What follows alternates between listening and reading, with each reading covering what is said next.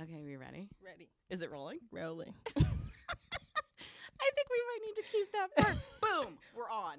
Hi. This is thrilling for me. Welcome to the Beautiful Voyager podcast. I am speaking today with B. Dukes. I'm honored to speak with B. Dukes today. B. Dukes is a colleague at Pinterest who, frankly, I've always had my eye on as a fascinating person. B, when I first met B, all I knew was sound bath healer. This was my original awareness because I was working on Pinterest TV and we needed people that could host sessions. And so B not only sort of creates sound environments, but also has this incredible setting for a sound environment. So we're going to get into that. But there's this whole other world that I started to get to know as I scratched the surface of B, which is around psychedelics and the study of psychedelics and the study of healing. And I really want to learn so much from you that this is going to be part one of a 2-part, 3-part series because B is studying psychedelics and I want to get into what that means and what that looks like. So, B, take me from the beginning. When did your journey with healing begin? Ooh, that is a very good question. I feel like my journey with healing started at a really young age in a very traditional sense, growing up as like a young Black kid in the South. So I came up in this very Baptist church space that was all about healing in some ways. And a part of me always had questions. It was just like, is that all that I want to like inquire around and about? And I found myself doing a lot of healing in that space as a really young person. What did that look like? Was it I was music? like, I'm imagining music is part of it. Yeah, I played music in the church as a young person, but I was also like at 16 counseling married people I'm like, what? with children. How did that? Tell me everything. So it was really interesting. I was just like meeting different people in the space and just providing a lot of encouraging words and support. And I remember this gentleman came at one point and was just talking to me, just started like spilling his guts, which is now is an experience I've gotten used to. I'm laughing because that has definitely happened for before. So yes, you're such a natural keeper of the space that I could see people doing that with you for sure. Yeah, he just started spilling his guts and talking about, his marriage and the things that were challenging. And I was, just told him, I was like, hey, so we're going to do this exercise. I want you to go out to the dollar store, get a composition notebook. And I want you to write down all of the things that you love and appreciate about your marriage on one side of the page. And then on the opposite side of the page, I want you to write down the things that are challenging. And then on the page after that, I want you to talk about how you contribute to the things that are challenging and what you can do to try to rectify the space. And wait, my face is like, you can't see it if you're only listening, but my face is like almost confused. Like, how was young B so wise about these marriage, 16 years old? Like, where did this come from? I don't know. I honestly, I have to give it like the credit to like ancestral wisdom. Growing up as like my great grandmother's last great grand. Oh wow. And having her like, I grew up very backwoods, deep South Carolina, and we did a lot of what I consider magic work back then. And so I think it all came from like it all comes from my great grandmother. It's like her voice, her wisdom, her energy, and just me kind of operating as a vessel when the information kind of gets dropped in. Because sometimes I say things and I'm like, what? Where did that come from? Like, when did I develop that thought process? And it was like in that moment when you were having that conversation. And was it sounds like a very nature centered reality. Is that true? Were you like out in swamps? I'm sorry that I don't know. Like, no, I have spent time in South Carolina, but like, I don't know. I'm like sort of grafting novels on top of your experience as you're talking. I think it was, so the swampy part is more of like the low country, like in Charleston. I grew up on like dirt roads, like clay. Like we used to have foot races with no shoes on. Like my grandmother always had animals that she kept, and we were hunters, and so it was very like woodsy. And did you hunt as a kid? My cousins did. I didn't when I was there. My brother still does. My grandmother did back then. Yeah. So a lot of that stuff I learned after I left home and then came back and started learning how to hunt. But I did a lot of fishing, and like we did a lot of like sitting around in the living room and everyone cleaning the fish that they caught that day. And so I learned a lot about that through like nature and the land. And how do you think of now magic? Like, what can you tell me more about the magic? Yeah, I think the beautiful part about identifying it as magic now is it's a lot of the root work that came with the experience of growing up in the backwoods. Where my where my grandmother lives, and across from her was where my great grandmother lived, and also where on my mother's side where my great grandmother lives, where my mom now lives. If anything were to happen at our homes, it would take any local official so long to get there that we had to learn how to take care of ourselves, whether it was defense, whether it was medical care. And so I think the magic in it is all of the different herbs and root work and medicines that my grandmother and her mother's mother and that whole family lineage used to use. Even still to this day, they still use to like heal, and physical healing and emotional healing. And I remember calling my grandmother maybe like before I went on my first trip earlier this year. And I was like, so grandma, and that's like how all of our conversations now start when I have questions. And she's like, what's up, baby? And I'm like, did y'all make your own medicines? And she was like, yeah, like, and if we didn't know, we would write to our uncle and he would send a postcard with all the herbs that we would have to gather and like how to make it. Please give me those cards. Yes. I need those cards. I was like, yesterday. I need these ASAP, first of all, and like, where do I get them? Where is it? Where is this knowledge and information? And so we're still trying to get it, but I'm like hoping that in this lifetime I can get access to that. Can you give an example? Like, do you remember any examples of something? Let's say if someone suffers a loss, like was there certain or whatever, anything that you can think of that's like an example of that? Yeah, I think one of the greatest examples of like that root work magic or just the magic that experience was like as a baby I had colic and I also had thrush in my mouth. That's tough. And that's tough on a parent, that's for sure. Oh my goodness.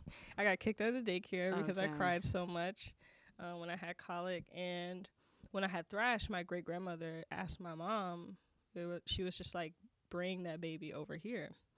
And my mom was like, you know, Brittany, she's like not doing well and all this stuff. And so my great grandmother was like, bring the baby over here. And so my mom took me over to her house across the street and she picked me up. She like whispered something to me that to this day, like I guess only I know because no one else heard her. And then she blew into my body 3 times. And like my mom said that like I wiggled a little bit every time she like blew her breath into me. And then later was like, all right, Brittany will be fine. And I was fine. So it was just like that very indigenous, because from what I know, my great grandmother was a part of the Cherokee like lineage, and then also her father was from the West Indies. Oh wow. So coming from a lot of like spiritual, cultural medicine as far as healing, and very traditional, how do we work with what we have to create healing? This was always in you. This makes sense now. This is good for me. I'm putting together the pieces. Tell me about this, like sort of after you left South Carolina. What happened next in your journey?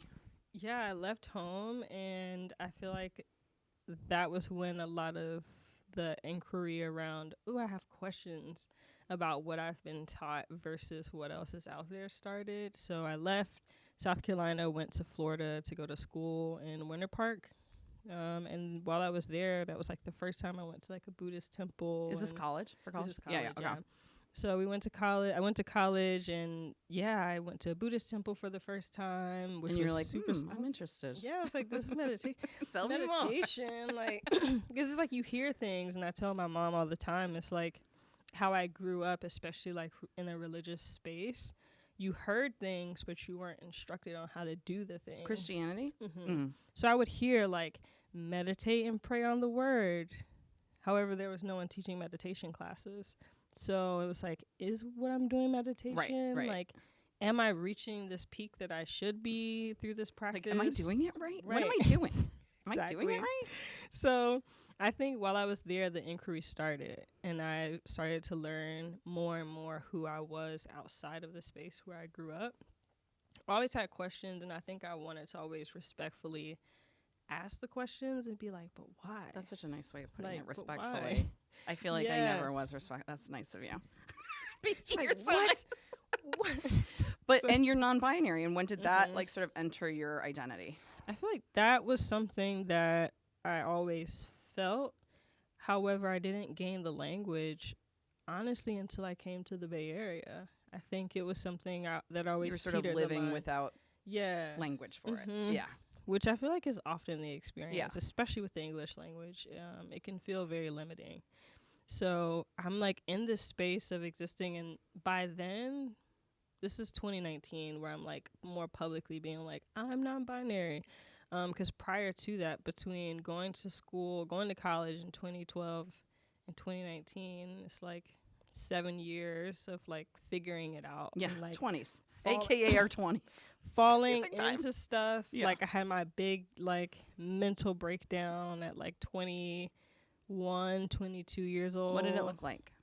It was intense in a sense that trigger warning for folks just like self-harm. That's, yeah.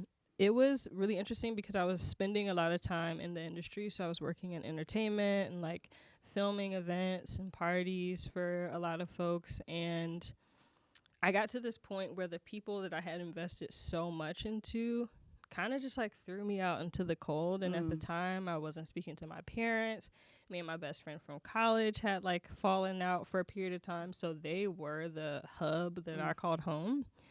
That is a hard time of life. Mm-hmm. That identity. That is like identity. Like figure it out. Yeah, it's like trying to figure. And all of these folks that I was working with as well were at least 10 years older than me for the most part. So, and I grew up being the baby of 4 siblings, and most of my siblings are at least 10 years You're older used to than this me. dynamic. So I was like, this is like what I grew up around, but then it became a space where I was like, oh, this doesn't feel healthy anymore.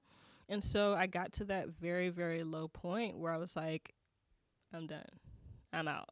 And, actually tried to like take my life. And I think that the waking up for me, the like coming out of it and being okay, was the first time I realized that sometimes things happen to you for someone else. Tell me more. Because shortly after that, I had that experience. I woke up. I was like, okay, clearly it's not my time. Wow. And maybe a month or 2 later, I ended up talking someone else down. Whoa. Which for me was completely transformative, because so much of the culture around self-harm or suicide is that, oh, you have to be such a weak person to do that. And it's like, actually, It's so misunderstood. It is. It's so misunderstood. People do not know how to talk about it, describe it, think about it. Like, I feel like only the people that have sort of lived the experience seem to start to form language for that. Yeah, and so it was a lot of direct empathy for that person, and also thinking about what would I have wanted to hear in those last moments when I was trying to make phone calls, or when I was trying to reach out to folks. Like, what did I need to hear? What did I want to hear? And how could I potentially change this person's life or save this person's life? And I'm thankful that they ended up not harming themselves. They're doing like really well in life right now. And that experience is directly related to how I communicate about even psychedelics now, and like what that teaches people, and what does the sensation of suicide actually mean. That I'm so glad you're still here. Can I just but it doesn't surprise me that you've had to go into sort of the deepest depths to start to gain this. And I think that it's really interesting that it was through talking to someone else and helping someone else that helped you probably start to get perspective on your own experience. I think that's true a lot of the time. And I'm honored that you shared that with me, so thank you. But tell me more about then, was sort of ancestral wisdom and medicine part of your life at that point, or had you sort of drifted away from it? I think at that point I had drifted away from it, especially because I wasn't surrounded by a community of folks who also embraced it. You hadn't found your way yet. Yeah, I was waiting to be in that space that I'm like in currently. Yeah, where I was like gonna say now now look at me. And I'm like, Freaking whoa, blooming. all of my people are like medicine people or like healing people. They like care about healing people. And so I think at that time I was wanting that and wanting a lot of guidance around it. But because of the industry that I was in and the folks that I was around, they didn't have what I needed to show up fully or to just learn enough about myself to want to show up fully. So it was interesting. It was interesting working in the industry and like wanting to be about healing and like trying to figure out how to wiggle that in the midst of everything else. Just side note for people listening, B works in our really incredible Pinterest AV tech, but it's like audio, visual, creativity, music, like putting together events, and just it's a really great group of people that are very creative in lots of different ways. And I realize now, as you tell me this timeline, like sort of starting into, you pivoted your career a little bit into this skill set you got when you were younger, but now it's like more targeted, right? And it seems like it almost gave you space to start the other stuff. Is that true? Yeah, it is. I tell folks all the time, I've done a lot of different things, part because I'm very like, what is that? Like I was a very why kind of kid. So I like want to know how it works, why it works. But as you said, respectfully, which is so sweet. Because I was a why kid and I feel like I was not as respectful. Why? So yeah, I feel like I've definitely kind of have this very interesting wide spectrum of knowledge just from asking the questions and being like, yeah, I want to do that. I'll do that random job, or like part because of survival as a creative and like freelancing for 5 years of my life before I ever had a full-time job. Yeah. And so a part of that was like, all right, if they need you to go hold a pole and just like stand there all day, you're going to do that. Or if you need to go be a runner for a shoot, you got to do that. Or you got to hold space for someone, got to do that. So I think all the different things kind of helped me land where I am now. When did your official study start? So now you're in a program, which I want to hear all about. But when did that begin? That began officially early this year. It's like when we started taking classes. The journey to get to the actual program started last November. I was up in Portland at a cultivation class taught by my cultivation mentor, Darren LeBaron from London. And I was excited because I had just been connected with Darren through an amazing harm reduction individual, Camille Barton, who's also was based out of London, I think currently either in Amsterdam or Berlin. And I went up there because I was like, I have the opportunity to learn how to cultivate from like a Black man, which I thought was huge because I didn't know a lot of teachers who were from the diaspora. And so I went. Can you tell us what cultivation means? Cultivate, yeah. So it's like growing the art of like growing mushrooms. So that is like something that I love deeply. And yeah, Darren taught this class. We went to the first night, me and two of my friends. The second night, or the second full day, was great. We went to dinner, came back. My car had been broken into. My work laptop was stolen. My personal laptop with like all of my music and all this stuff was stolen. And so much stuff was taken. And in that moment, there was a sensation of like, there's something on the other side of this. And the next day when I went to the class, we finished, I ended up talking to the person who owned the space, and that's who told me about the program. And up until that point, what was your relationship with mushrooms like? I first started engaging with mushrooms maybe 6 years ago. Like a lot of folks who, you know, are introduced to the different substances or medicine. It was like at a festival. However, that particular summer, I was working the music festival circuit. So I used to do a lot of stagehand and audio production on festivals like Bonnaroo and Electric Forest. And so I was doing my circuit, and I was like, okay, I'm looking for mushrooms this summer. Like, I feel the call. I want to answer the call. And I went to Bonnaroo. And were you like consciousness expanding, or how did you think about it then? I feel like at the time I was really just like, this is calling me, and there's a message that's there that I want to tap into.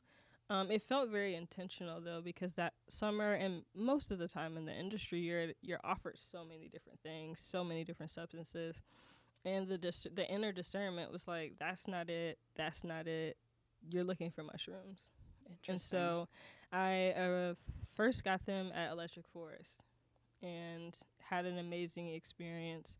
And were you super intentional? Were you like, I'm gonna be with someone I really like and trust, or like how did you think about that? Yeah, I was very much so like, okay, I've heard what people define as like a bad trip and how that's usually induced by like the lack of intention around set and setting and that's who why they're all I'm around. specifically asking.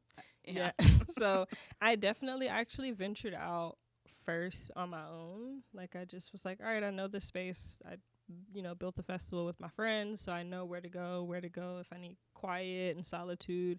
And so I like got my little bag and I was like, okay, cool. I don't have a scale, but I feel like I can gauge this.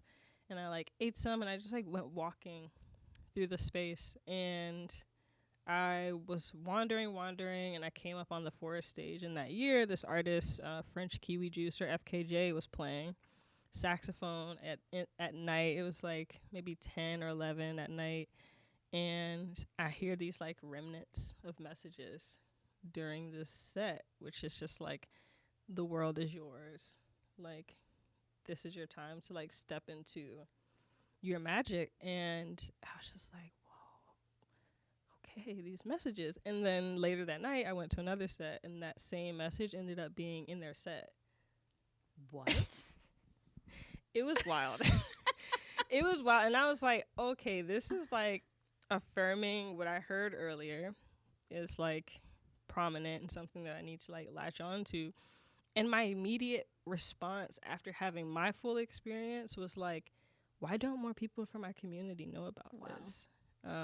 Why is it that, psychedelics have been deemed a lot of times, and especially in communities of color, as like, that's something that white folks do. I was going to say white frat guy. I don't even know what the perception would be, but I would assume. Yeah, it's very like, I don't do that. And I think what was the thing that lit a fire in me was like, well, I don't think it's fair that our community gets to embrace Xanax and oxys and lean and all these really harmful substances to the physical body. And then this other community that we've deemed like this is their stuff is actually things that are like opening up the heart and the mind. And so I was like, I need to learn what I need to learn so that I can communicate this effectively to my folks, and so that we can have these heart-opening, mind-expanding experiences and also heal a lot of trauma that's present just from our experiences. So I was like, all right, I need to learn. And so that's kind of when it started. I think that was summer 2016. I was like, okay, that's incredible. I need to learn more about this. And so you started on this journey that then led you to this moment. Your car's broken into. You're going to the cultivation class, and you heard about this program. Yes. Okay. And what is the program? The program is it's run by this organization called AWE. They're technically based in Panama, but it's called literally the Psychedelic Therapy Training Program. And it's a 3-year program where a group of, I think right now it's about maybe 35 of us per cohort. We have like online classes with folks from across the industry. Like our first classes was with the amazing Kalia Taylor, where she taught us about the ethics of caring and power dynamics and what it means to be in a space and be ethical with all that comes up with psychedelics and just those alternative or extraordinary states of consciousness.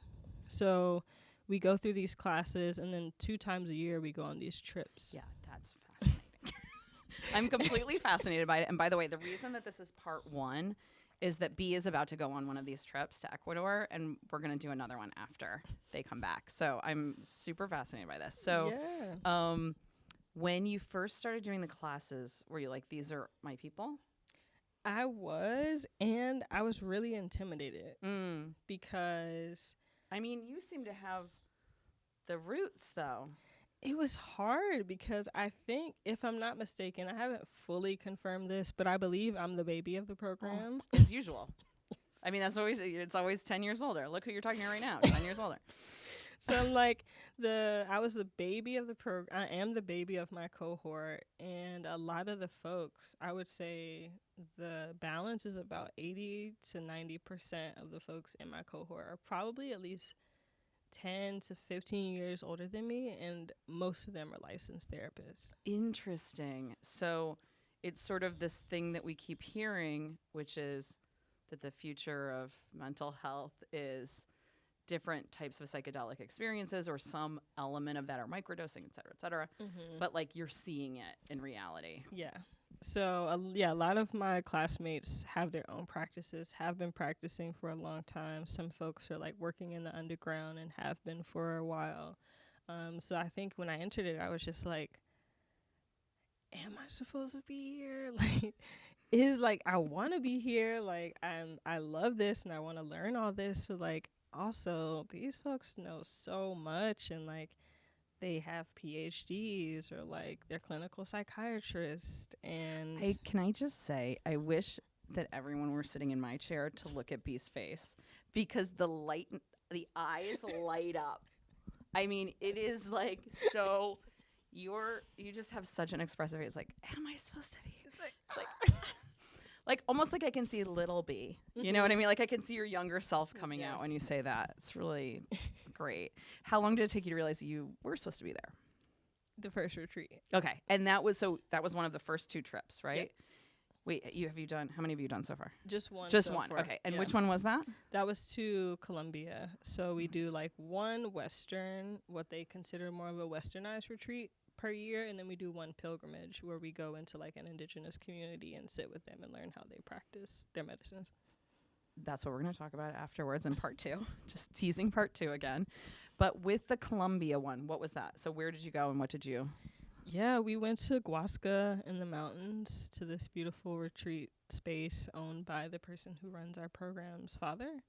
And I think that was the moment for a lot of us that like sealed it and was like, oh, this is like our folks, because I have this really funny picture of this like puppy that looks like it just got out of a tub, and it's just like shaggy and just looks pitiful. And I sent that to our group chat at the end of the retreat, because it was like 10 days of nonstop shadow work. Whoa. Like deep. Can you describe what shadow work is? For me, shadow work is going into like the depths of who we are and pulling at those things that we describe as less desirable about ourselves, and just taking a moment to sit with the things that exist in our shadow. And is there any example that feels like you could share it of an element of that you sat with and how it changed?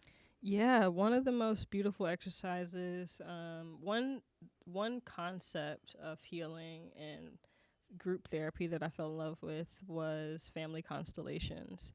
And that was this art of like being in a group setting, and one person would be what we call constellating or working through an issue, and they were to pick people from the group to represent parts of their family. And so we did that in groups where the whole group would be supporting one person, and then we did it in small groups of 3. And so the most impactful thing was we addressed abandonment. We worked with grief, rejection. And so like for abandonment, we had to pick folks in a group of 3, and then one person would stand across from 2 other folks. And they had to represent our parental unit. So if I'm standing in front of these 2 people, I have to walk up to one person and ask them to represent my mother, one person to represent my father. And then I had to talk to them about how their abandonment impacted me. And then they would have to like physically contract themselves down to the floor and look at me and tell me like, it wasn't you, it was me. I didn't have what I needed to love you. And we're like all in the room just like doing this work, bawling, crying. Everyone's working through this parental grief. And then they celebrate. Were there mushrooms involved? Like, no. So No. This is without mushrooms. This is without any medicine at all. Okay. This is just like a group practice. And so we work through that. People are crying, going through.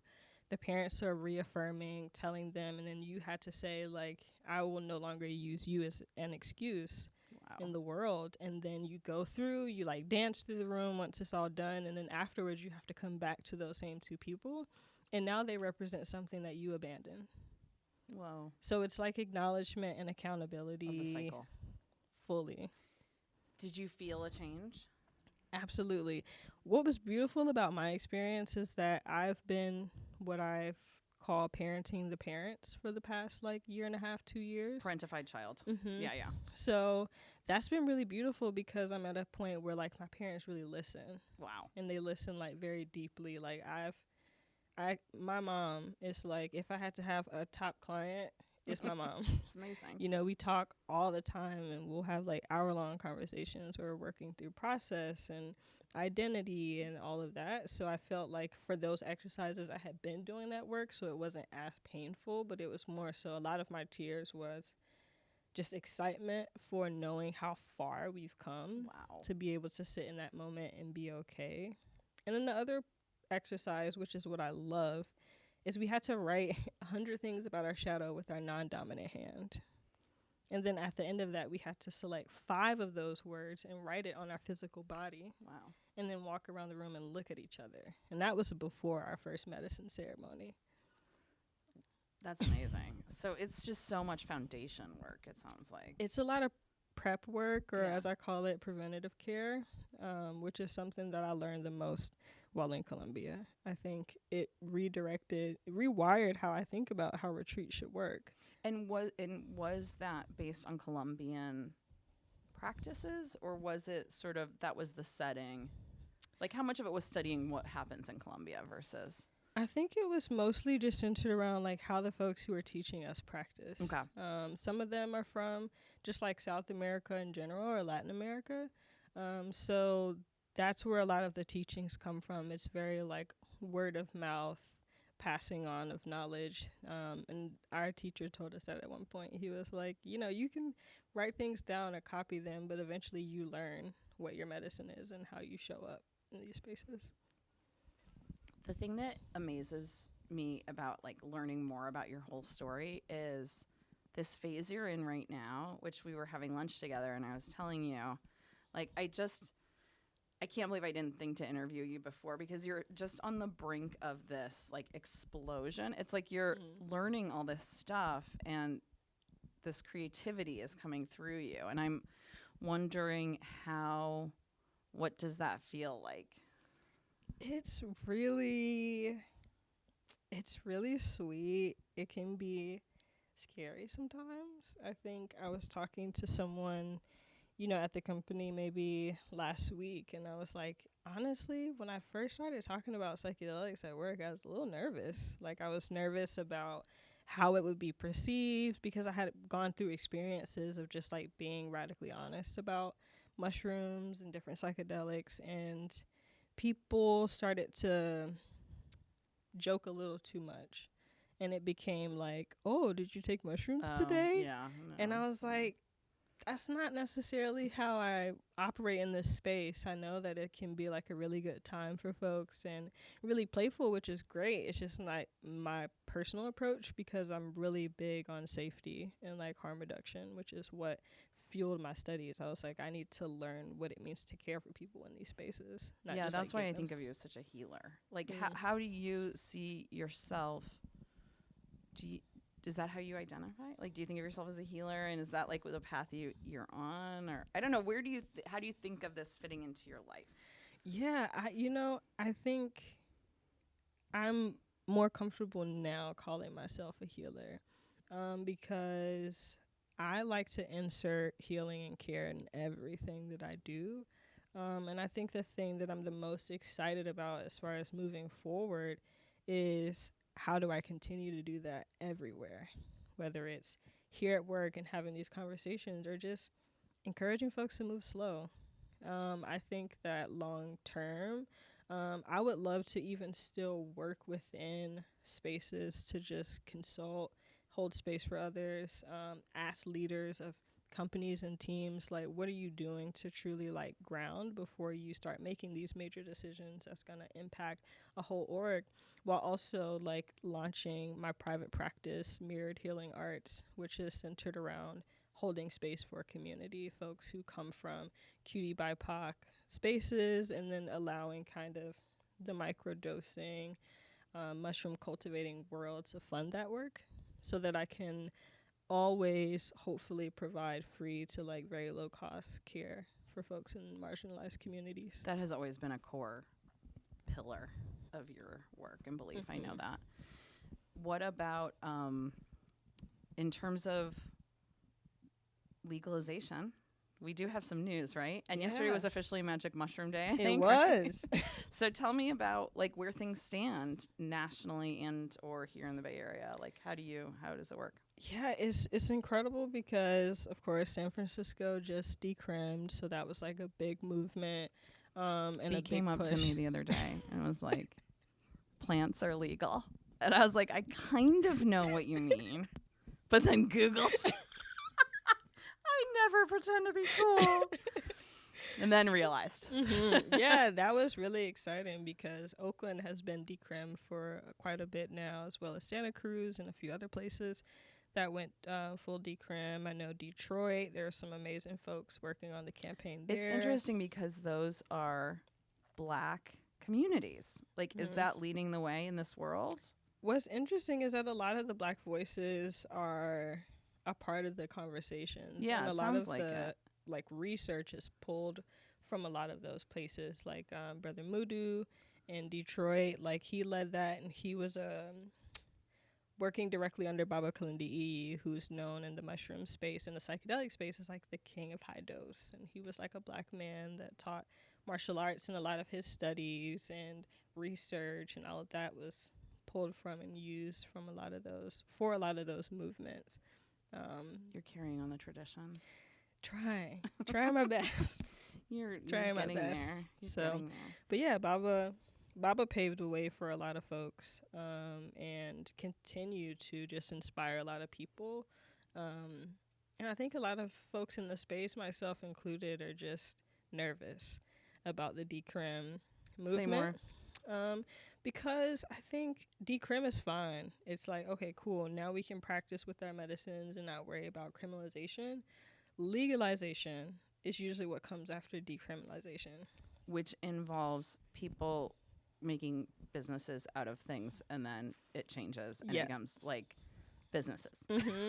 100%. Yeah. And it also then, like, what's happening in, like, Portland, it's like, yes, there can be psychedelic or psilocybin-assisted therapy now. It's like, you know, next year is going to be a big year for that industry. However, when I was reading some fine print for cultivation regulations, they're like, oh, you can't use animal waste or byproduct, which is like manure has been used for cultivation for ever, maybe? Extremely a really long nutrient time. rich. So then you get into like these regulations that control how medicine is being made. And then every day I get on LinkedIn, I see some VC person like, oh, I just invested millions of dollars in psychedelics. And I'm always that person that's not afraid to be like, are you considering how this is impacting marginalized communities? Because there's like all this cash getting thrown at companies that have access to technology and all these things. And then you have folks like myself or like friends in the Bay Area who are just trying to get enough capital to like build a space that we can grow in. Well, this is also why I wanted to have you on the podcast, is because I just want to amplify your voice. I just want more people to learn about this work and understand it and have a real authentic person, be it on LinkedIn or whatever, to listen to about this. So, or read your next book or whatever it might be. So I'm really excited that you're almost just starting this journey in a way, because it's going to be exciting to see where it goes. Yeah. Is there anything you want to talk about that we haven't talked about yet for part one? For part one, I think two things. I think one is I would love for folks who are listening and interested in this space, number one, don't hesitate to like reach out to me. But I think the biggest advice I could give is just to move slow while being in a state of inquiry, and move with like discernment, because there's going to be a lot of people out here offering things, but there's Unfortunately, a lot of folks who are wanting to be psychedelic assisted therapists who haven't done psychedelics. That's really good advice. One thing I love about you is you've always felt very grounded to me, and I'm very drawn to it. I think you even said, like, the light in me finds the light in others, which I think is such a beautiful thing to say. But you model that approach of, like, move slow with deliberation, with inquiry. So that's just very beautiful, B. I have one final question for you. Do you think of yourself, because Beautiful Voyager is for overthinkers, people pleasers, and perfectionists, do you identify with any of those terms? Yes. I knew there was a reason we liked each other. Absolutely, because first of all, fun fact, I'm a double Virgo. Oh, there we go. And I have a Taurus moon. So I'm a triple earth sign that is full with, like, and for the folks who are into Enneagram types, I'm also a 5. And the work of the 5 is to put yourself out there. And that is because so much of that energy is harnessed because we're like, am I ever actually ready to do the thing? I mean, I didn't write for 20 years of my life because when I got out of college, I worked with some incredible authors. And I was like, I'm not going to be a Nobel Prize winner like the ones I work with. So I won't write. And if there's one thing I could convince people of, it's that everyone has their own voice and you don't have to compare yourself to friggin' Nobel Prize winner or whoever it may be. Yes. You don't have to be perfect to start. You're Absolutely. never going to be perfect when you start. Absolutely. So I'm definitely big overthinker. I like overthink a lot, and my social anxiety shows up in overthinking because I like have these social interactions and folks are like, there's no way you have social anxiety. I know. And then I go home and I play back all the social interactions I had that day. Can I tell you, like, you are the softest place to land in the world, and yet last night I was worried. I was like, tomorrow, I mean, easiest person to talk to. Like, no reason, like, great setup, amazing. But I still was like, okay, I gotta do that tomorrow. It's so dumb. It's so unnecessary, but it's also really real. So thank you, fellow Beautiful Voyager, for sharing that. Thank you so much. And tune in for part 2. It's going to be coming after Ecuador. We're going to learn all about the ancestral medicine that B digs into. So thank you, B. Yeah, thank you, Meredith, for having me. Bye-bye. Bye.